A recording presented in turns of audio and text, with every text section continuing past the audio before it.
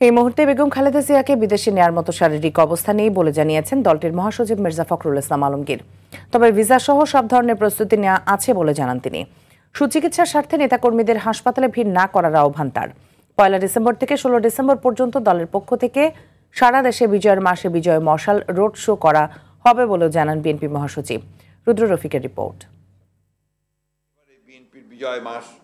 মহান বিজয় দিবস উদযাপনে দলের কর্মসূচি জানাতে গুলশানে বিএনপি চেয়ারপারসনের রাজনৈতিক কার্যালয়ে সংবাদ সম্মেলন করেন দলটির মহাসচিব মির্জা ফখরুল ইসলাম আলমগীর।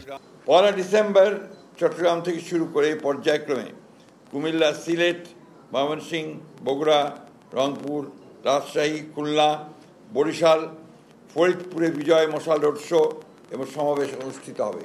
এ সময় তিনি বলেন, বেগম খালেদা জিয়ার স্বাস্থ্য আর একটু ভালোর দিকে গেলে বিদেশে নিয়ে যাওয়ার চিন্তা করা হবে। তার এখন যে শারীরিক অবস্থা, সেই অবস্থায় তাকে বিদেশে নেওয়ার মতো কোনো শারীরিক অবস্থা নেই।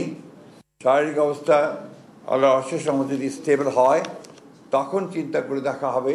বিদেশে নেওয়ার জন্য যে প্রয়োজনীয় ভিসা এবং অ্যাম্বুলেন্সের ব্যাপারগুলো নিয়ে যথেষ্ট আলোচনা হয়েছে এবং সেগুলোর মোটামুটি কাজ এগিয়ে আছে। এদিন দুপুরে ফটো জার্নালিস্ট অ্যাসোসিয়েশন কার্যালয়ে এক অনুষ্ঠানে যোগ দিয়ে দলের স্থায়ী কমিটির সদস্য মির্জা আব্বাস বলেন, বেগম খালেদা জিয়ার অসুস্থতা কোনো স্বাভাবিক ঘটনা নয়। আমি খুবই নিশ্চিত দেশনেত্রী বেগম খালেদা জিয়াকে জেলে বন্দী থাকা অবস্থায় স্লো পয়জনিং করা হয়েছিল।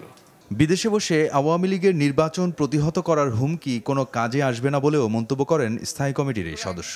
নির্বাচন বাংলাদেশে হবেই, এই ফেব্রুয়ারিতে হবে, এতে কোনো ভুল নাই। রুদ্র রফিক, RTV, ঢাকা।